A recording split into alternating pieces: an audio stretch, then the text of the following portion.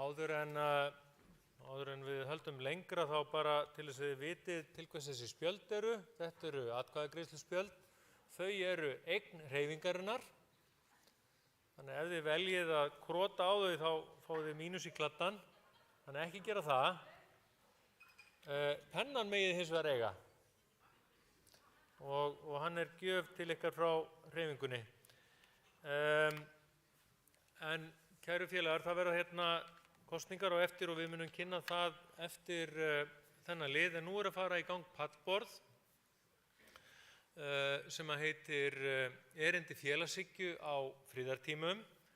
Það táknmálstúlkað og einnig í opnu streymi. Þannig að fleiri heldur en við sem hér sitjum og stöndum getum fylgst með. Dr. Bjarki Þór Grönfeldt ætlar að stjórna pallborðinu og ég fel hér með fundinn í þínar ábyrgu hendur, Bjarki, gjör svo vel. Takk kærlega, milda stjórnvald. So, just to begin with, this plenary discussion will take place in English because we have very international guests sitting with us here today. So, why are we here? Why have we come to sit down to have this discussion? So the title of this panel is Socialism During Times of Conflict. And our discussion will consist of different perspectives of the mission and purpose of socialism during times of conflict, economic uncertainty, and a global backlash against human rights. Some of the questions that we'll try to touch on are: how can the left best advocate for peaceful solutions under increased militarism and revived tensions between the world's great powers?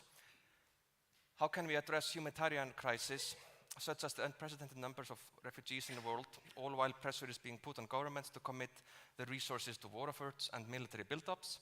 Meanwhile, a backlash against human rights is occurring, with serious setbacks happening worldwide in women's rights and LGBTQ+ rights. And yet, the greatest challenge of them all, the climate catastrophe, looms large and is inherently interwoven with global inequality, Western dominance, and capitalism. And our speakers will give their insights on these big questions with the aim of locating the role of socialism and pacifism in the 21st century. And now I would like our guests to introduce themselves very briefly, starting from here. Hi everyone, my name is Maj Villersen and I'm chairperson of Red Green Alliance in Denmark. My name is Pia Olsen Dyr. I am chairperson of the Green Left, former Minister of Trade, and the second largest party in Denmark right now in the polls. I'm Adam Fishwick. I work at the University of Akureyri. I'm an academic with a background in international politics. I'm Luke Field. I'm a postdoctoral researcher at the Faculty of Political Science at the University of Iceland.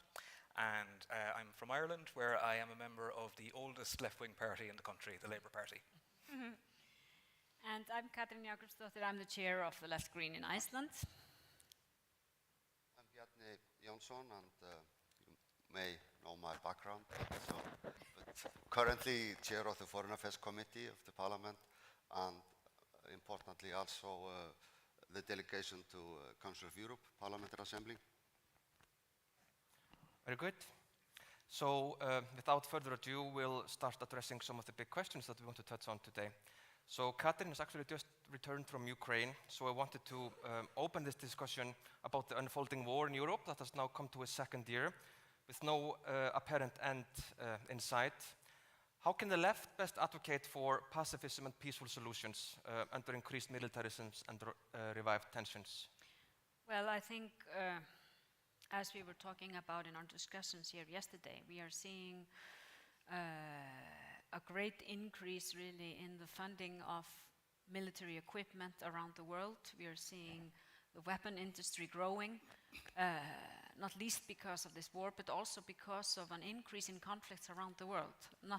Let's not forget that this is not the only war that's going on, but it's very close to our door. And it is really having a very drastic influence on the debate on security in Europe. When it comes to Iceland, we see, because we have been very adamant in the policy that the Arctic should stay a low tension area. I think that's going to be very heavily debated and discussed in the next few months. And I'm sensing a policy change in the Nordic countries when it comes to this, because until now we have been very much united in this policy that it should stay a low tension area. So this is something that we will be discussing in the next months. And I think it's a tricky thing, because we talk for peaceful solutions, but they can't just be peaceful solutions. They need to be just. Yeah. And I think that's really the key word here, that we must unite peace with justice when we talk about finding solutions to the war in Ukraine. Peace cannot be built on oppression of one nation over another nation. And right now, as you so correctly say, we really don't have any end in sight to this war. We haven't really seen any solutions that really fulfill that requirement of a just peace in the area. Thank you, Katrin. So let's then go back to the other end. Mai? I think that's a very important statement. For me, there's no question in the left wing have to always oppose oppression, imperialism, and big countries trying to run over others. And that's what we see right now in Ukraine.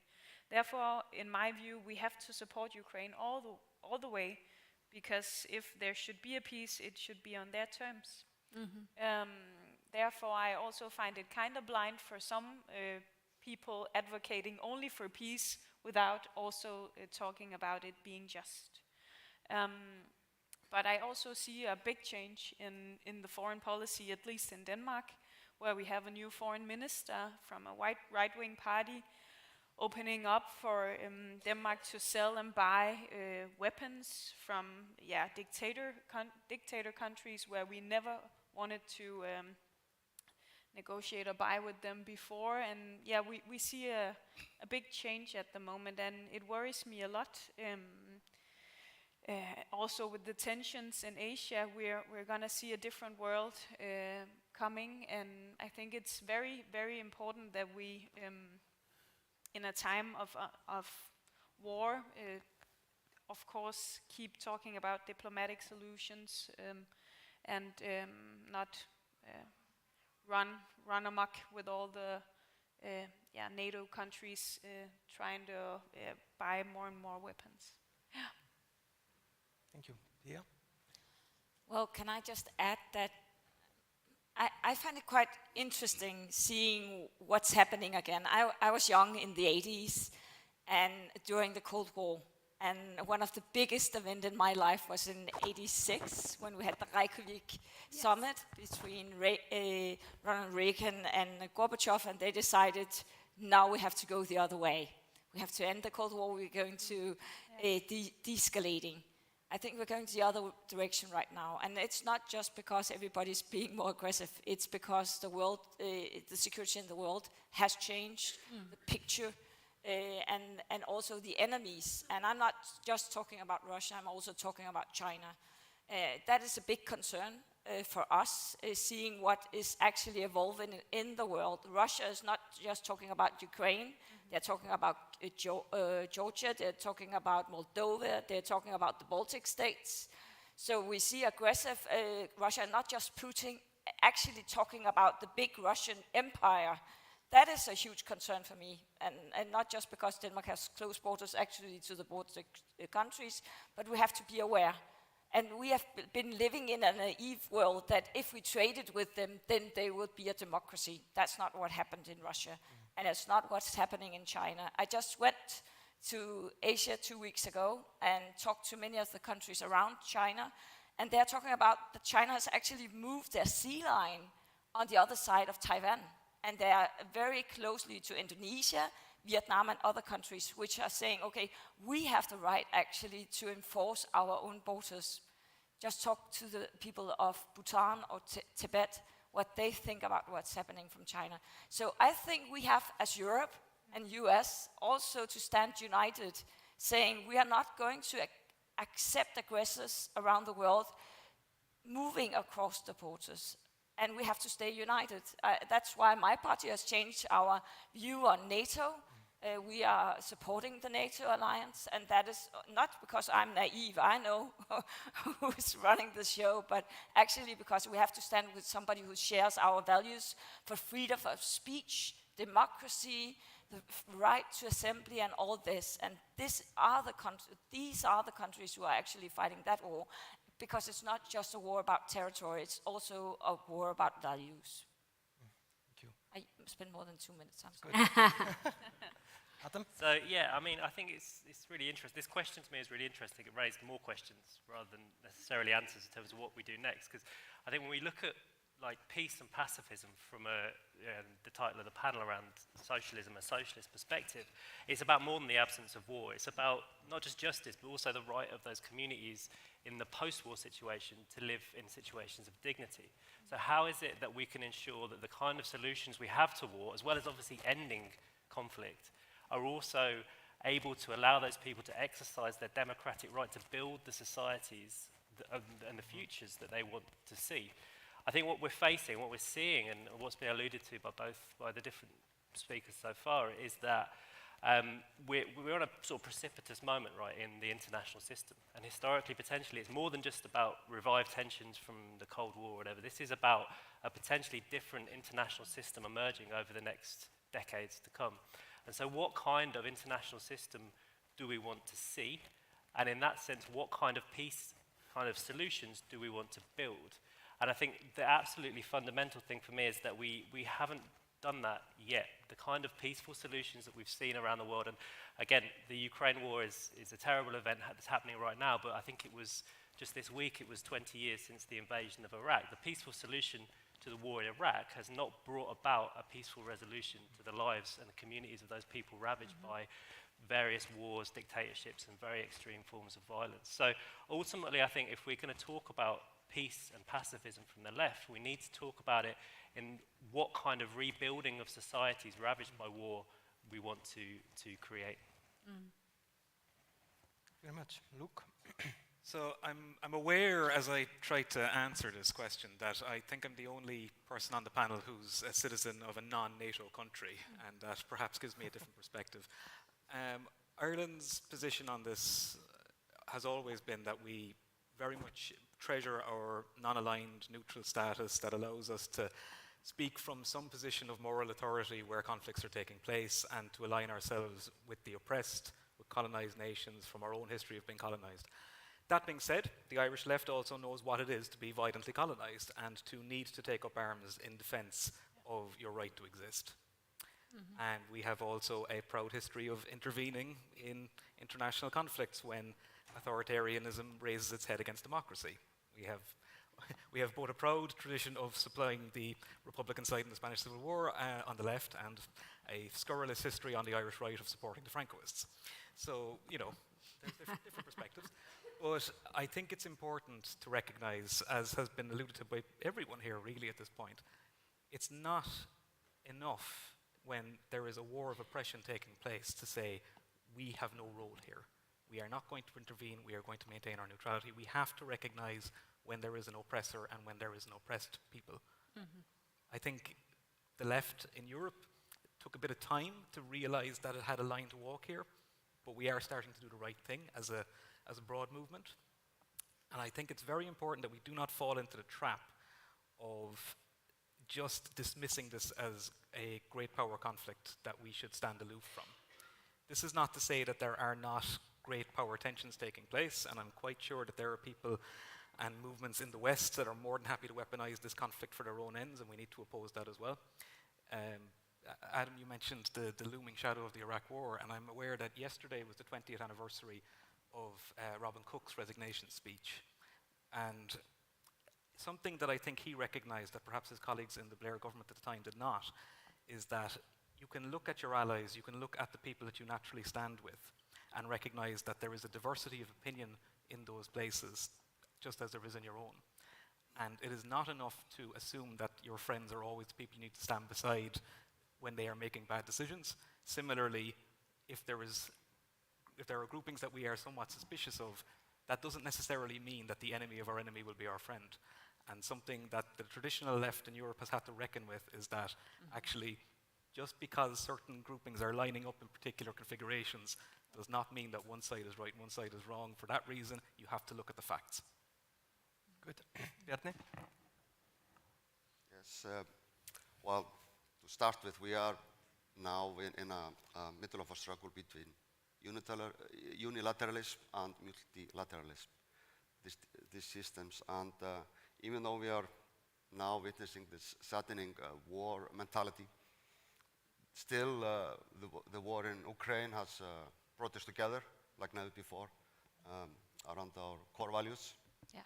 So that's important, just looking at the bright sides of life, that's quite important. And also brought us to think more about our shared future, where we want to go, because all wars end.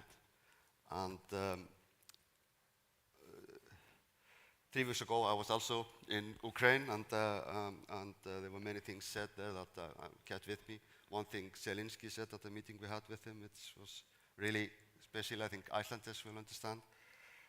He was talking, well, there are many nations helping us in a military way, like in the war. However, it's even more important for us to feel the support from the parliament, from the public, for normal people, for what we are suffering, and that gives us hope for the future. Gives us hope that we have shared future together with the rest of Europe. So that's something that is really giving strength to our people. So I thought that was important. And yes, this has also been a difficult time for the left, like with all this war mentality and ongoing. And we also see around Europe like elections have been more right-wing leaning results, so that we don't have many left-wing leaders at present. However, if we should be shy about how the left has been responding to this war and the solutions to it, I want to draw attention to Council of Europe, Parliamentary Assembly. Our president, Tiny Cox, was the leader of the left group there, and he has been really the leader, and Council of Europe had taken the lead in Europe regarding the war, especially on the humanitarian issues. And then we have the left-wing Prime Minister of Iceland that's going to host a summit in Reykjavik this spring. So we really have left-wing leaders in the forefront in bringing us forward out of this crisis, and also to really lay the groundwork for the world we want to have after it. Right, so that brings us to the next question, one of the many consequences of war. So how can we address the humanitarian crises, such as the unprecedented number of refugees in the world, all the while, as you mentioned before, there is being pressure put on governments to increase military spending and to commit resources to war efforts. So how can the left best tackle these humanitarian crises associated with the war? Mai? Well, I think this situation puts us in various dilemmas, and I know you've discussed some here as well this weekend regarding refugees and welcoming people. First of all, you know that the politics of refugees in Denmark is very special. At least we have very tight laws. It's very difficult to get to Denmark, but something happened when this war arrived, and people opened up their homes and their hearts for the Ukrainian refugees. And I really hope it can create some sort of culture change in Denmark, because, well, war is war. If it's in Iraq, Syria, Ukraine, we have to be fair, just, and welcome people. And we made some laws that only help Ukrainian refugees and not others, and that was very unfair. But I hope that maybe can change the perspective in at least in our society. But we also have to acknowledge that when people from other countries come, there are different cultures, different challenges, and it costs in a welfare society, of course. And therefore, it's very important that you are meticulous and very good at integrating people when they come here. As to the other question, what's happening right now, I'm afraid is that a lot of the money will go towards buying more guns, getting more military in the countries, and at least in Denmark we just unfortunately have had a decision in Parliament this week saying that we should cut down on our support for, what's it called? Development aid. Development aid, and spend money otherwise. And yeah, I'm really afraid what will happen in that regard, and if that will be the case in other countries, because the world is burning. There's war a lot of places. We have a climate crisis which will result in, or is already resulting in, thousands and millions of refugees. So we should go the other way around. More development aid, more climate aid, and support for countries around. But I'm very scared that people will copy what's happening in Denmark, because it's not very good. Thank you, Pia. Can I just respond to what Luke said about the left wing being quite slow in taking a stand in Ukraine? Because I didn't feel that. Actually, the day after we saw the invasion, I had a party leader meeting in the European Greens, and everybody was stating very clearly, we're not going to accept this, we're going to take a stand against it.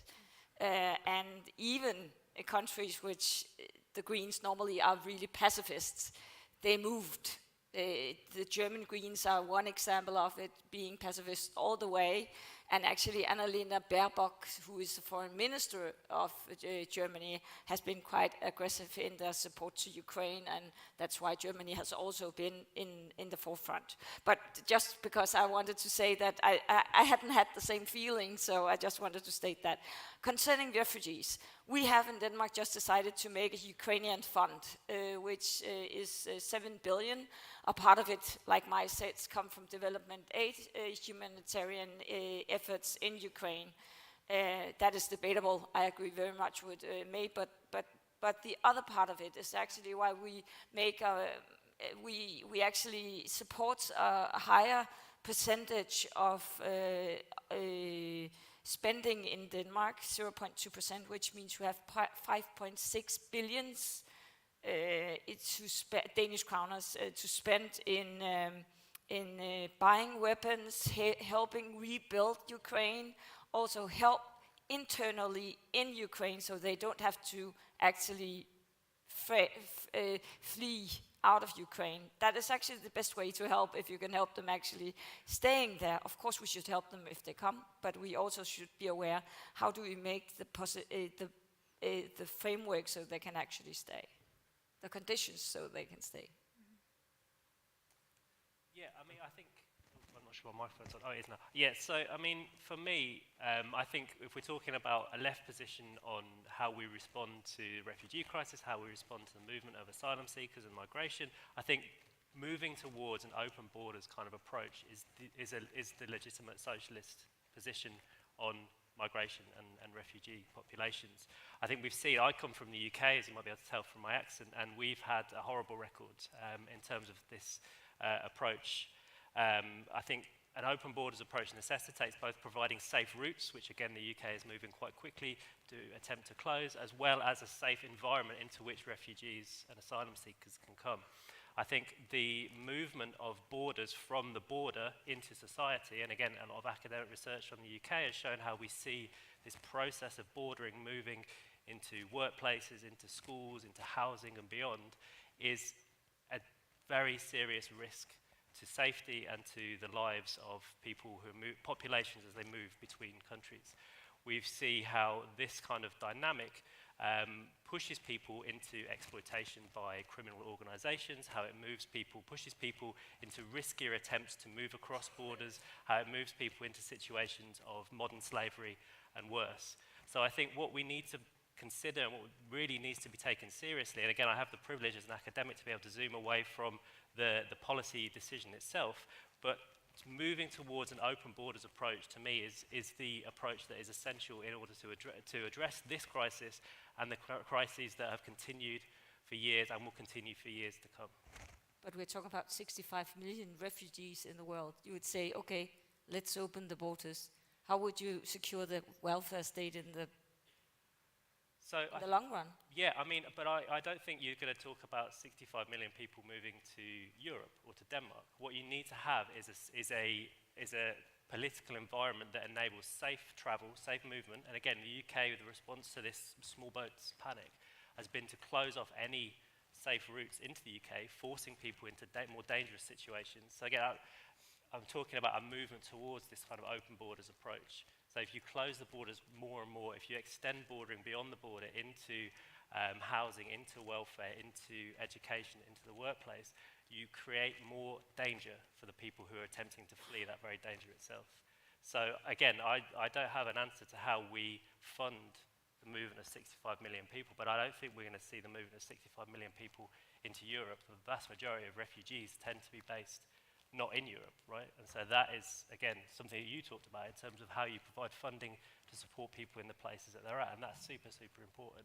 But the open borders, an approach towards open borders, necessitates this providing safe movement and providing a safe environment for people to arrive.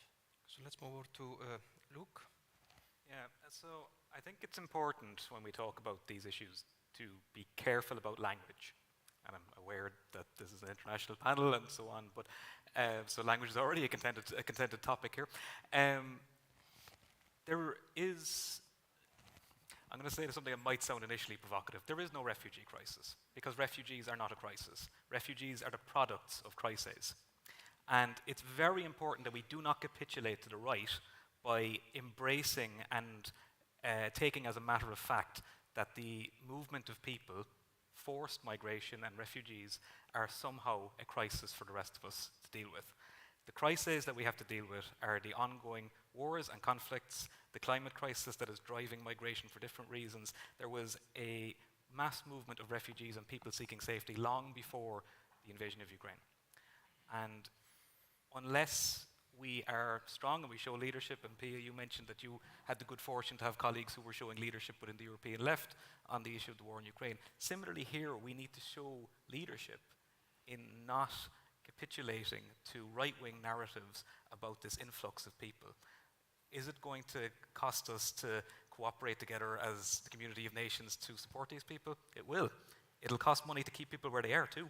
It costs money to build walls, just as it costs money to build houses. And unless we stand strong on this, we are just giving fuel to the right. Thank you, Luke. So, Katrin, maybe a short answer from you and Bjarni? It's very difficult to have a short answer because I think we are all part of Europe, and the UK, of course, is not part of the European cooperation, but we are in the European Economic Area. Denmark is in the EU, as same as Ireland, and within this organization there have been built rules, which mean, and I'm not telling you any news, that people can travel freely, open borders within the area, not when you go to the UK, where you have to stand in long lines with your passports, but okay. So very far from open borders there. But coming into the area, there you meet the closed borders. And what we have been talking about here is really, and then we have built up this mechanism saying, but when people are in emergency, they can have asylum within this closed community of Europe. Okay, so of course we know that, and that takes time because each case is evaluated differently and looked into and all that. But what we have been talking about here in Iceland is, can we maybe open doors for people who want to simply come to Iceland to work, be part of the community, but are not part of the European Economic Area? Because we have been very close within that. 16%, probably 18% this year of our population will be immigrants. So I think we're quite high in comparison with the rest of the Nordics. Most of those people come from within the European Economic Area. Why shouldn't they come outside of that area? But it's a balance, because we have committed so that the people within the European Economic Area have actually a privilege to come here to work. But still, you know, the question I get asked most often is, why don't you receive more people who simply want to come here from Syria or Iraq or wherever, and they want to just build a new existence, build a new life. They don't want to have your help. They just want space to have, you know, to be able to build a new existence. And I think we can actually also do better in that within Europe. To at least, you know, here we always need more people to work. That's really the case. And why not from Syria, Iraq, or Afghanistan? So actually we're proposing a new legislation now, which will take one step further in that direction. But it's also complicated because we are part of the international cooperation within Europe, and we have built this refugee system which can be debated, as we are doing here now. Yes, well, the war in Ukraine it is not starting, it's magnifying the crisis we have been dealing with in recent years because of armed conflicts, because of reckless actions in Libya, in Syria, and so forth, but also due to climate change and people's homes. Habitats are basically being destroyed. They cannot make the living anymore there. And even by war, destroying their habitats. But there are two types of, when you talk about Ukraine, most of the people that are now refugees or we'll say people fleeing for a short period in time at least, millions of people in Poland, in Moldova, or the Baltics, these are people who want to go home when the war ends. They really want to go home, and we hope as many as possible can do so, and unfortunately, maybe not all people that hope they can will be able to. We will have to see about that. Then we have people that have no home to go back to, or really just want to make a new life somewhere else, and so we have to also to do better at resolving, helping people at home. Like David Beasley, the chair of the Food Organization of the United Nations said, it's just only a fraction of the cost to help people really build better, really tackle the situations and injustice wherever the people are at present, and climate injustice included there. So I think this is an enormous challenge, of course, and we will do our best, I hope, in Iceland too. Okay, thank you, Bjarni. So now we change course somewhat. So there has been a noticeable backlash in human rights happening worldwide, with serious setbacks in women's rights and LGBTQ plus rights. We thought we had come very far, for example, in the US, but with the reversal of Roe versus Wade and increased hate crimes in the LGBTQ community, especially the trans community, it's shown us how quickly progress can be wiped away. What should be the left response be? So do we double down on our current approach, or do we need a new approach to our struggle? Pia? I actually think we should use an old method and the old approach that we fight here for LGBT rights, fight for the right to be diverse, the fight for, in general, diversity in our society. And I'm quite concerned. We have a huge discussion in Denmark right now because a local community wanted at the library to hold a ceremony for a drag show for kids. I thought it was a great idea. Why not? It's fun. But actually it was a huge political debate, not locally, also on the national level. Yeah. And my concern is that normally I would say that even the right in Denmark are quite liberal when it comes to basic human rights, but we are seeing them pushing these back. So we've seen it since Corona, that we're getting these men in black. We're seeing them fight against every liberal idea of democracy. So I think it's quite important that we raise our voices, be heard, and stand together, not only in our different countries, but also across borders, because we have neighboring countries in Europe, Poland as one example, Hungary as another example where they're pushed back. We have to use the European Parliament to push back. We see it in the US, we saw it in the state during the Trump administration. I think this has to be not only a national fight, but a global fight, and I really mean fight. Mai? in regards of women's rights, or maybe just to start with, it's really, really scary what we're seeing at the moment. And at first I was looking at the United States, Eastern Europe, and thinking this is not going to move to Denmark. We're immune to this, but we are most certainly are not. And I think we somewhat have to double down in a sense. We've discussed putting abortion rights in the, what's it called?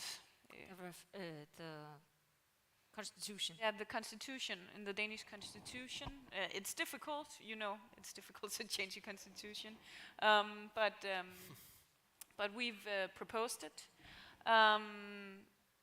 And now we have a discussion in Denmark whether or not to make abortion legal for more weeks, both for the women in Denmark, of course, but also to send out a signal.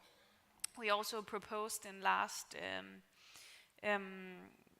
year in Parliament that women from Poland, from Faroe Islands, from different countries could come to Denmark and get an abortion in order to show solidarity. And I think that's a good way for the left wing to actively do something and show that we should go in another direction. And the right wing, thus far, didn't really say anything. They knew it would be unpopular.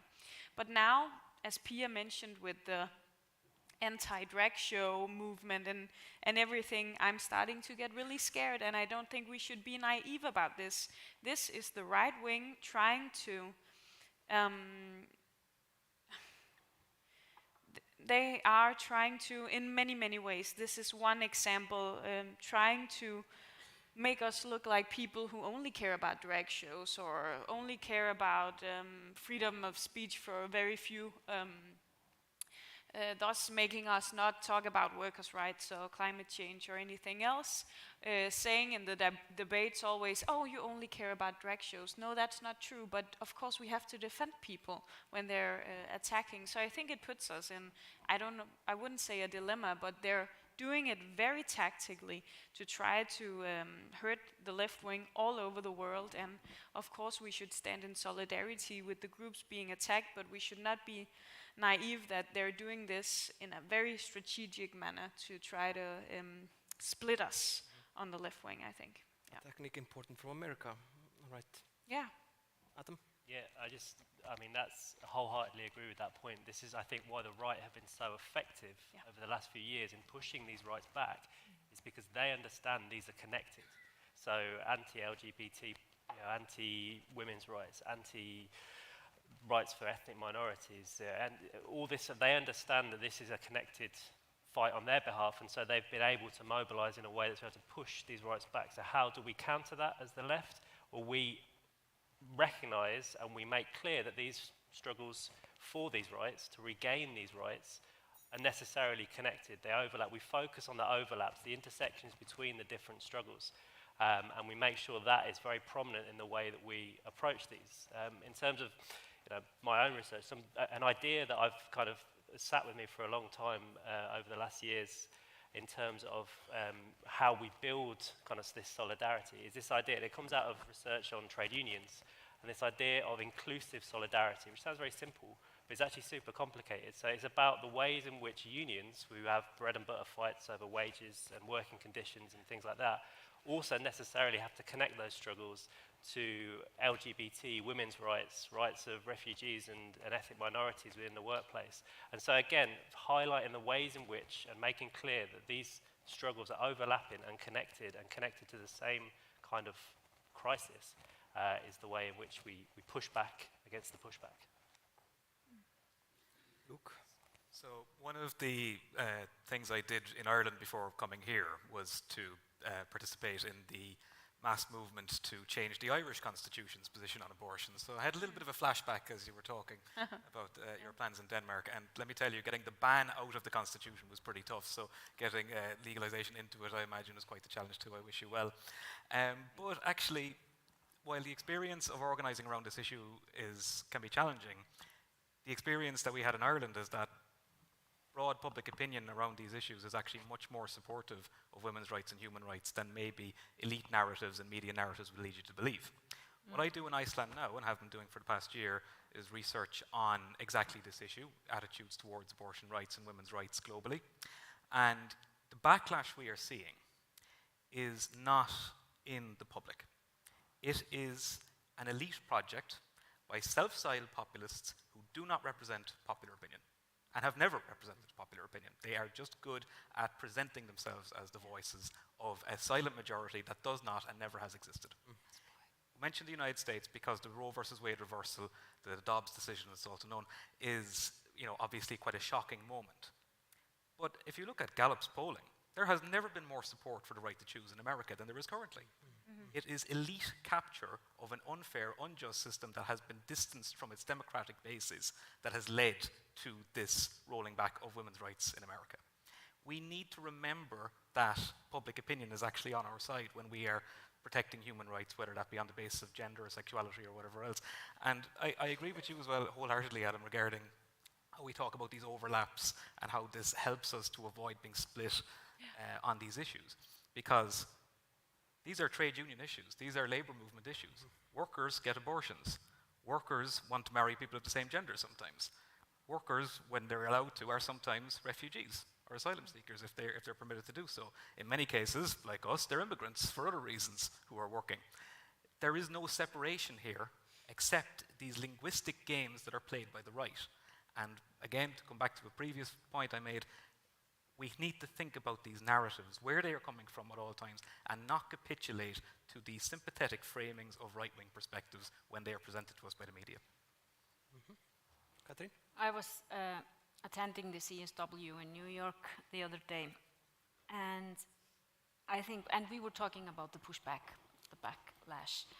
And my view is that this backlash, this pushback is not something, as you say, it's not just deriving from the public. It's a very organized, strategic pushback designed by the conservative elite, and we are seeing it having a lot of effect through social media, really directing young people, most specifically, into a very polarized world against women, against diversity, against LGBTI people.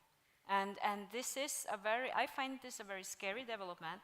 I think what we are seeing at the UN level, we're seeing nation states there really focused on making that pushback come into the resolutions we're agreeing on. And it's a very tough fight, really. And it got even worse during COVID, where they're trying to push back everything on sexual and reproductive rights of women, where they're trying to push back the LGBTI issues that we have been fortunate enough to agree on at an earlier stage. So I really experience this as a very strategic, nothing coincidental about it, pushback from privileged groups in society that really want to stay privileged. And we are furthest away, when we are talking about the SDGs, the Sustainable Development Goals, we are furthest away from the goal on gender equality. Antonio Guterres said 300 years away, which is so totally unacceptable and so wrong for the world, because we are losing out half of humanity here. And we're just saying, and what happened in the US with the Supreme Court decision on abortion rights was really, just swiping away human rights of half of the population like this. So this is something that I think is very organized, and therefore I think the left has to be very strong, and as you say, Pia, this is a real fight. Yes, I said before that we are united now around our core values: human rights, democracy or democratic security, and the rule of law. Apparently some of our friends in Western countries are less united on human rights, I would say so, and or how they define it. So that's quite sad, this dark hour for humankind. That I think this is also what's happening in the world. There's a wartime, there's a right-wing shift, and everything is feeding this to happen. And so we, of course, have to push back. And at the same time, we are also seeing great advances, great steps being taken in many countries, especially in Europe, to increase the human rights on a broader scale. And I think for the left, especially for us, just for the left in Europe, because that is one of the subjects here, we need to do better to reinvent the left in being more inclusive regarding human rights. That's also the way forward for the left to really focus more on being more inclusive in that respect and just take the fight. Very good. So we have 10 minutes left, and we have one huge topic yet to cover. But I'm going to ask Katrin and Bjarni to act like they didn't hear the question and allow our prior four guests to address it. So, because we can't have a symposium like this without discussing climate change. No. So this is the single greatest challenge humanity has ever faced. Yes, it's difficult to speak of it as a single crisis because it's in fact many crises that tie together, interwoven with global inequality, Western dominance and capitalism. So in the critical coming years in which climate goals must be adhered to, what's the left's position and responsibility, and which solutions should the left offer to achieve climate justice? Mai, if you would like to start. Yes. Small question. And keep it brief, please. Yeah. Not very easy. I'm afraid that the left is at the moment being hit by apathy. That a lot of people are giving up at the moment, this fight, because we can see it's, if not difficult, if not impossible, then the most difficult thing ever. Because it is interwoven with capitalism and political systems and how the world works. So it's a huge challenge for us.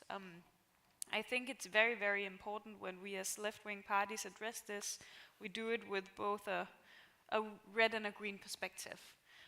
We have to make solutions that are showing people that there's hope and their world can get better, the societies can get better, that it can be more equal and fair. And we right now, I think, have a right wing trying to, and social democrats as well, at least in Denmark, trying to tell people that it's dangerous with the green transition because it will cost people a lot of their living standards and their ways of life.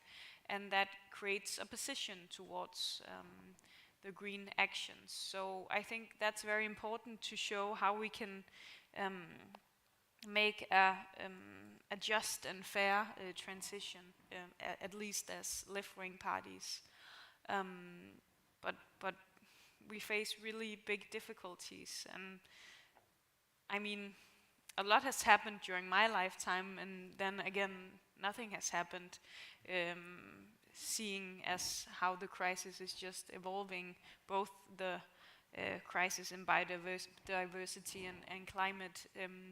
I'm very proud of what we've done in Denmark during the last years. We've actually had great success with creating a climate law and moving the debate so much forward, and also resulting in very big political results. But maybe I just also have to myself not be hit by the apathy sometimes. Yeah. I think I'm a bit more hopeful. Yeah. Maybe I'm older, I don't know. But I remember when we had the biggest discussion on environment in Denmark throughout the 80s and the 90s, where it was air pollution, it was the sea pollution, and everybody said, can we change it? And we actually did. I think that was actually a statement which was worth learning by. The Montreal Protocol decided that we had 5 years to ensure that the ozone layer didn't actually disappear. That UN decision actually made different countries make quite radical decisions. And I think we need the UN, but we also need the European Union. I know that you're not a part of it. I would hope you were. But anyway, but we have to have these international policy forums, institutions to make new decisions pushing targets forward, because we cannot stand alone. I know that our two parties, together with the center-left, the last 3.5 years in Denmark has really pushed the agenda, and the current prime minister is going around the world saying, oh, I'm so green. She wouldn't have been green without us too. Yeah. But anyway, just take the glory. But anyway, I think if we're not even, we have to show the example, we have to use history to say we can make a change, because we cannot just make it without hope. We have to make it with a hopeful story, saying that this is actually possible, and we have an obligation not only to our kids but also our grandkids. Thank you, Pia. Adam? Yeah, so I think when we talk about the climate crisis, we're not talking about necessarily an environmental crisis, we're talking about a crisis of capitalism. As the question kind of frames, this is a crisis bound up in the wider kind of global inequalities of the economic system within which we're operating. So I think when we look and talk about potential solutions, we need to be wary of kind of Wizard of Oz type figures that turn up with technical solutions that are going to transform, I don't know, shoot clouds into the sky or something. But we need to be wary of these, because what they do is reinforce those same systemic inequalities that are at the root cause of this crisis that we're facing in the first place. I think the question of apathy is really important, because I think one of the things that is a responsibility of the left is to make people aware that this is a crisis that's already happening. It's not down the roads. We've been talking for years about the climate crisis coming, blah, blah, blah. But it's already affected and destroying the lives of millions of people around the world. It's here, and we need to do something about it. I think two debates that I find particularly hopeful. There's one, there was a book a few years ago that came out called A People's Green New Deal, which engages with this wider idea of the Green New Deal, which is about massive investment in technology and so on, and actually tries to flip that to think about what are the kind of systemic changes to the economic system we operate within that we need to think about in order to make this real and to make those effects longer lasting. And the second is debates around degrowth, and I don't know if this is something that's been talked about in this party here, but the idea that we don't talk, we challenge, we question the very fundamental logic of growth that underpins capitalism, and refocus, again in very simple terms, on issues of redistribution. And that becomes the fundamental engine by which we address kind of the climate crisis. Luke? So I guess I'll start with a hopeful note, which is, in some ways I think the scale of the challenge before us is actually helpful, because we don't have any choice except to deal with this issue. Yeah. It is literally this or give up entirely. And in some ways that's what you need when you need fundamental shifts in society that are required to deal with a problem like this. You need people to realize that there is no alternative at this point. And there are no jobs on a dead planet. There is no argument that can be made from the left that does not at this point need to include environmentalism and in its critique of capitalism. But also, to come to the key phrase that I think was introduced with this topic was introduced with, regarding climate justice. We do need to be cautious that we're not loading the responsibility for the changes that need to be made on the shoulders of those who are least able to bear it. And that talks about dealing with the inequalities in our own societies, but it also taking the global perspective, that the global south should not be made to pay for the sins of the developed nations. And I think that's something that we need to hold the line on as much as we possibly can, because we need the buy-in from those countries, and they will quite rightly turn their backs on us if we do not accept their needs and support them as they make the changes that we need to make as well. In terms of how we frame this, I think it's important whenever the right, because it is usually the right that will present this argument about the costs of addressing climate change, we need to be upfront about the costs of not addressing it. It's not the cheaper option to ignore this and hope for the best. It's costing us money every day to cope with the unfolding climate crisis. It's not that we have the choice of investing more money now so that we save money later. We have two possibilities here of how we spend our money: mitigating the crisis that is at our doorstep, as you pointed out, Adam, or taking action to actually reverse things and move forward. And if that requires a major shift in our lifestyles, well, this is a really good example of a big problem that might just lead to a big movement against it. Very good. So that concludes our panel. So I'm glad that we have located the role of socialism and pacifism in the 21st century. Task done. Ask us a difficult question. Everything solved. So thank you all for coming, especially to the guests that have some come through a very long way. And we're looking forward to celebrating with you at dinner tonight. Thanks so much everyone for coming.